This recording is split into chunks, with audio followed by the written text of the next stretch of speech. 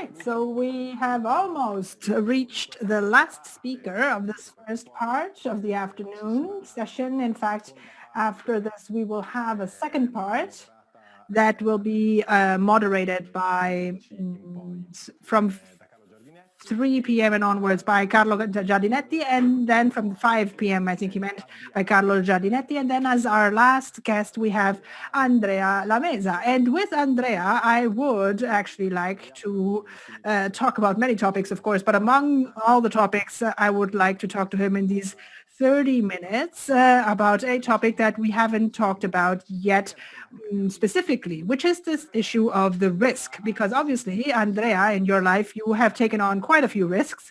One in particular, one important risk, which was that you left a certain job, a certain profession to follow a dream. And in fact, in this case, we are really truly talking about an entrepreneur of yourself. So the person who really shapes and forges his own destiny and pursues a dream. So I hope this was a correct introduction. Andrea, thank you so much for being with us this afternoon. Hello, everyone. Can you hear me? Yes, we do.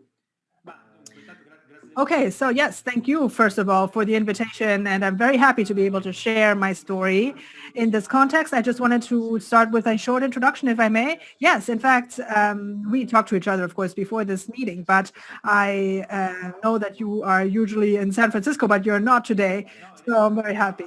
No, well, actually, I moved here. I moved back to Lugano. So this is my home now and no longer San Francisco. Okay, good. So you're in Lugano and we're very happy about that. But let's hear a little bit about your history, actually, which is very interesting, and about the choices you made in your profession. Yes, let's say that my career was not exactly straightforward or linear because I didn't exactly know what I wanted. So I kind of made several attempts to try out several things. One thing I knew was that I had a high passion for technology. I've always had one since I was a teenager, since I got my first computer, and I was fascinated by that and by entrepreneurship. So these two constants, but the rest was unknown. And then I started, let's say, almost a classic career, which is studying economics and trade.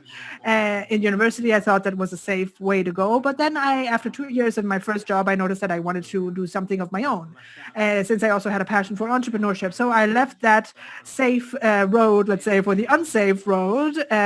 But I kind of acted by instinct. But the first thing, of course, that I found was an immediate failure, almost immediate, because we're talking about 2005. Facebook was not yet in Europe. And I thought that since I was seeing what Facebook was doing in America, I thought I could create a social network to allow people to get connected online, which is, of course, something we do, all of us today, and we do it every day. It was a bit naive because Facebook became global after 6 months, and obviously it cannibalized my smaller activity. But from this failure, I noticed that I accessed this new world of social media and web marketing, and I created a social media marketing agency, as it would be called today. This was in Italy. And that did have success, actually, immediately, because I was one and a half years ahead of my time, actually, in the market. And after 2 years, I found myself in a stage where I was still not really satisfied with what I was doing, although I had the permits, the invoices, and let's say the income and the clients, as Alessandro was saying. But I was noticing that I was actually getting further and further away from my true passion, which was creating a product. I had just created a company of services for a certain need. But again, I decided to give that up and to take on another risk. And I decided to just abandon everything. So technically, I made my suitcase. I left for San Francisco without a visa, without anything. I won a scholarship simply to get there, of course, with a student visa. And then with my second entrepreneurial idea, which was really to combine technology and my passion for products, which was a recruiting software. And that did work. So I finally found clients, and I had a big response from the market immediately. And I was even able to sell the startup and be acquired after less than 2 years, actually. And I found myself in America at that point with the opportunity of choosing what my next chapter could be. And I was pushed a bit by this curiosity of learning things that other startups had done in Silicon Valley. And I decided to, again, take on another risk and join a startup company that was very small and unknown and was just at the beginning, called Airbnb. and I was one of the first employees in this only office they had in San Francisco. And that was, I spent another 7 years with them. So it was the beginning of a long career. Then I had various managerial roles in the States and in Europe. I also contributed to taking Airbnb to Europe, and I became the general manager of Airbnb in North America. And then I worked, and this is also linked up to entrepreneurial activities. I actually created an entrepreneurial initiative inside Airbnb, inside the company. And this is what Alessandro was talking about before. Also, what it means to be an entrepreneur is not only being an entrepreneur outside or so for yourself, but it also is something you can do inside the company. So it's more a mentality. It's more the desire to change the world through a product. So I was lucky enough to actually go through these other 2 years inside Airbnb working on this new product. And then I took a break, reflection break, let's say, because I decided to, I thought that to really decide how to continue my life, I needed to really detach myself entirely. I took 1 year off completely. And then I came here to Switzerland because I want to build my new path. So for a second, I think what I have learned, if I look back on my experiences, I have to say that entrepreneurship needs to be defined differently. It's more a way of doing things, not so much a profession per se. And taking on risks sometimes pays off, but sometimes doesn't pay off. In my experience, it's always better to take on risks because if you always discover something about yourself. To me, my path as an entrepreneur was something about discovering myself and what I really love to do more than an opportunity. And then another thing was that I've always moved from one opportunity to the next. I've always navigated at sight, never asking myself where I want to be 10 years from now and working backwards, but jumping from one opportunity to the next. And this, I think, is something fundamental of the second part of my career. Yes. Well, let's start from a concept that, as you mentioned, Alessandro already anticipated in his talk, which was the fact of being an entrepreneur. I mean, we started this afternoon at 2:30 talking about or trying to outline the professional profile of the entrepreneur. In the common imagination, the entrepreneur is a person who creates something, governs a company, manages some process. And this is usually it's a brand, of course. But at the end of this first afternoon session, I would say that now we have reached a different perspective. Alessandro mentioned it already, but you are now confirming it, that even an independent collaborator, let's say, even someone inside a corporation, inside a company, also he or she himself or herself needs to be an entrepreneur inside the company. So there's no longer a separate identity of an entrepreneur, but there's actually a shared culture of entrepreneurship that can be shared by people who are even working in a company. Yes, I perfectly agree. In fact, in my experience, the entrepreneur is someone who cannot stand that that problem has not been solved, and therefore he gets obsessed by solving it. So this is something you can even apply inside a company, of course. Yes, so inside a company, at this point, I would say that it's even important to take on responsibilities. In fact, I could wear the hat of the entrepreneur, even if I'm not actually an entrepreneur, but I'm just responsible for a product line or for a certain function. I could wear the hat of the entrepreneur and take on the responsibility of, for instance, dealing with a problem, as you say, solving this problem or responding to positive or negative results. Is that correct? Yeah, in fact, the sense of responsibility is not given by the person, but it's not given to a person, sorry, but the person needs to take it, right? So the person wakes up in the morning and considers that it's his or her task to solve some specific problem. And you start to behave as if that was really your responsibility. In my personal experience, when I was working in companies, is that companies with an entrepreneurial culture actually give value to this kind of behavior. And then in the end, they end up also giving you this responsibility formally, assigning you this responsibility. But I agree perfectly with what you're saying. So if we talk about this aspect of risk, on the other hand, you just talked about several stages of your life where you took a risk, where you left something certain or safe to embrace something unsafe or uncertain. What is it exactly that made you choose uncertainty over certainty? Well, in my personal case, I have to say that it was easier than it seems when I talk about it, because in reality, once you realize that that road is a dead road for you, it's a dead end, it's very easy to change your road, right? You're pushed in from inside, let's say by your intuition. So I had reached an awareness that I wanted more, that I couldn't get more on that road, and therefore I jumped without having anything to lose, so to speak, of course, because obviously I had something to lose, but I knew in any case that I wanted more. So I was always lucky, I guess, that I felt that I didn't really have a choice. I couldn't continue down that road, because if you face the risk and you think that that is really a big risk for you, then it will paralyze you. But it was never paralyzing to me. Yes, and another thing you said before that was interesting is that up to a point you chose and decided without having a clear goal in your mind. Is that right? And then you said, okay, but now in the second half of my career, if I'm not mistaken, I set a goal for myself and then I moved backwards. Yes, okay, correct. In fact, I was trying to say that it's not that I didn't have a goal, but I didn't have long-term goals. I wasn't thinking ahead in time, like 10 years ahead or whatever. I was just thinking 1 year ahead. So I was thinking, what am I good at and what do I like to do? And I tried to put those two things together. And of course, what opportunities are in front of me. And I tried to make these three things coincide. And then another component was, what kind of change do I want to see in the world 10 years from now? And what path do I need to prepare for myself to get there? That's what I meant by looking back or starting from the end, let's say, from the goal and moving backwards. So let's call them long-term goals as opposed to short-term goals. Okay, there's another thing that we haven't talked about yet this afternoon, but I would like to have your opinion on this and comment on it with you, which is the approach on or the reaction to mistakes. So you've all talked about risks, you've all talked about taking on risks and accepting challenges, solving issues, and overcoming obstacles, but we haven't talked about the relationship with the mistake yet. I'm sure it's happened to you, like it happens to all of us, that you've made mistakes in the past. I think mistakes are probably a fundamental part of our growth as individuals and as professionals. So it's important to learn from mistakes. What is your thought, your consideration, your relationship to mistakes?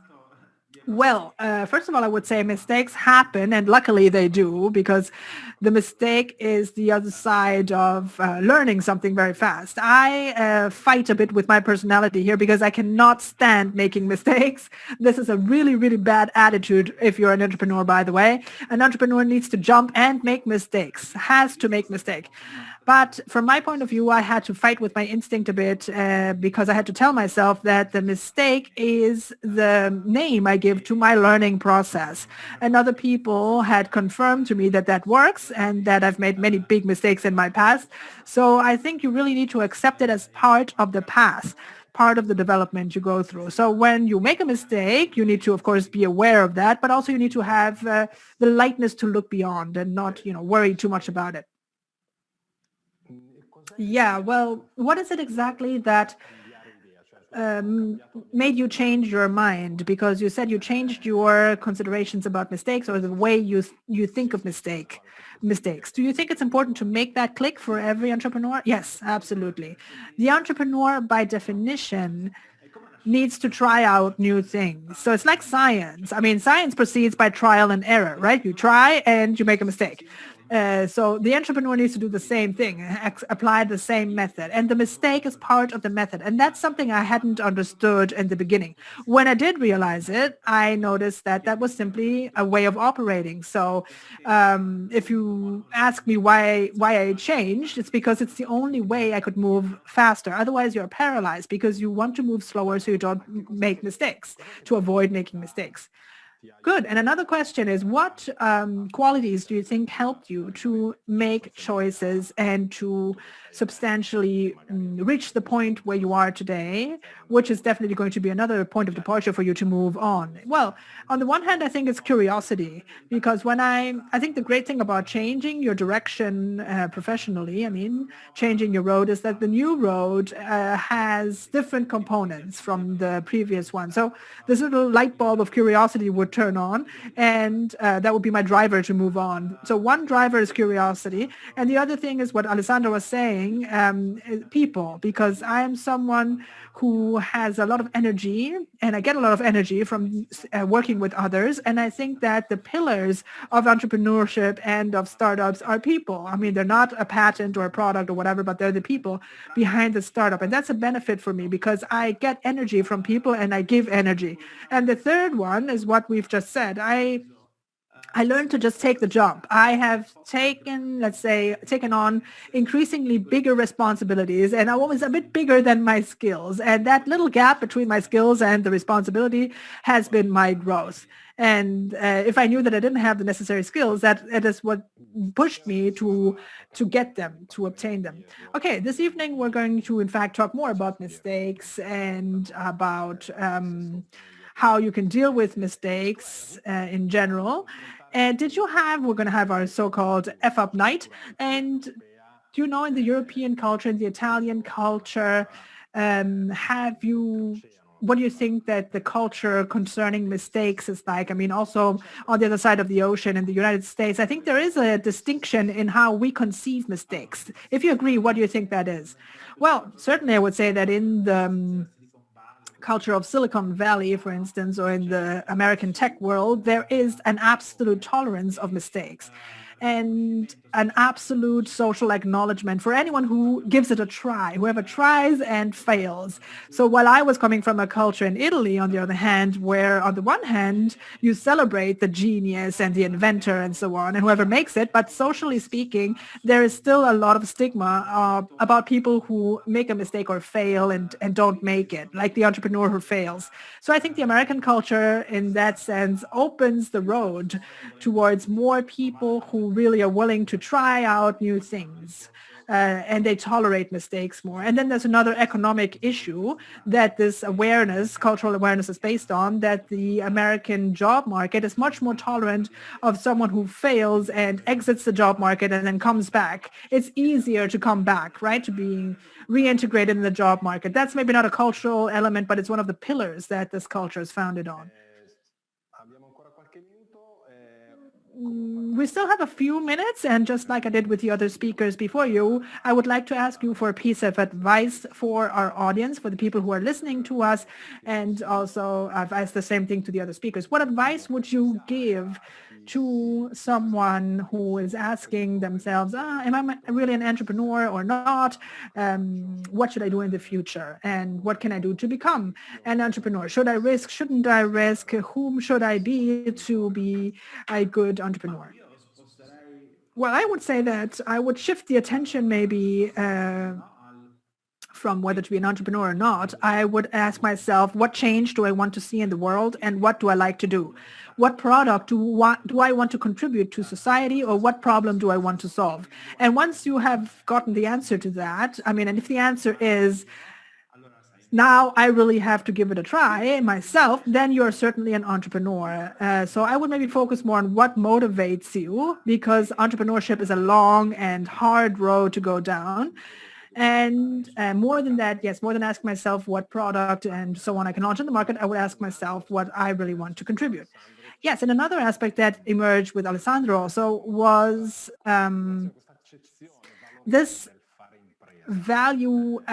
this acceptance of the value in being an entrepreneur or doing business, the idea that we detach ourselves a bit from the idea that of the business being there to generate profit. So shifting from that to, as Alessandro was saying also before, doing business because by means of my business I can convey certain values, which definitely will also generate a profit because obviously it's still a business, but mainly is focused on adding value and conveying certain values. So it's more described as a choice of values and a choice of a life choice. And also, as Alessandro said, for instance, a startup is like having a baby, right?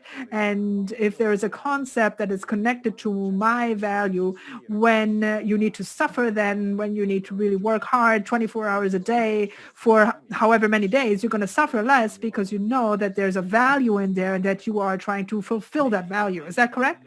Yes, I agree. I think that profit to me is just an accounting artifice. I mean, a profit is just one of those elements that you need to survive, but that's not the main core of the company. I think that the company and the business is a projection of a personality of the founder onto a product or a service. Therefore, the values are embedded in that product or service, right? So I agree with what you're saying. And in fact, the best startups have very, very strong corporate cultures. If I show you, I don't know, a photograph of that office, you can tell me what product that company has made because the culture of that company is so famous that you immediately associate it to their product. So yes, I absolutely agree. Okay, and in a perspective of the future entrepreneur, so for instance, 2030, as we have in our title, do you also agree with this vision of, yes, I am not really the business, but I do something that we could call a value proposition or that satisfies some kind of a need. And then I also need to make sure that that reality can survive by itself. This is a different concept compared to the past, right? Compared to some years ago. Yes. Sorry, can you repeat the question? Because I'm not sure No, we're talking with Alessandro about this fact that the entrepreneur doesn't, of course, marry this company for his whole life, I mean, but the entrepreneur creates something that can also be a separate entity and can survive beyond him, even if he leaves, right? So there's no longer this concept that the entrepreneur needs to be married to the company and go on until the end of the company. No, I agree with that as well, because I think the type of entrepreneurs I admire, for instance, are the ones that conceive the company as being having an indeterminate life. I mean, because you don't conceive the company just for, I don't know, 10 years or whatever, but you create a culture, something that can continue even for hundreds of years and really leave a mark on society, really leave a trace. Right. Thank you so much. Thank you, Andrea. Thank you for your contribution and for adding further food for thought onto our plate, onto our afternoon of dialogue that we have talked about the entrepreneur and about entrepreneurship. So thank you very much. Have a great afternoon and a great evening. And I hope you can stay with us for the Fuck Up Night tonight. Thank you very much.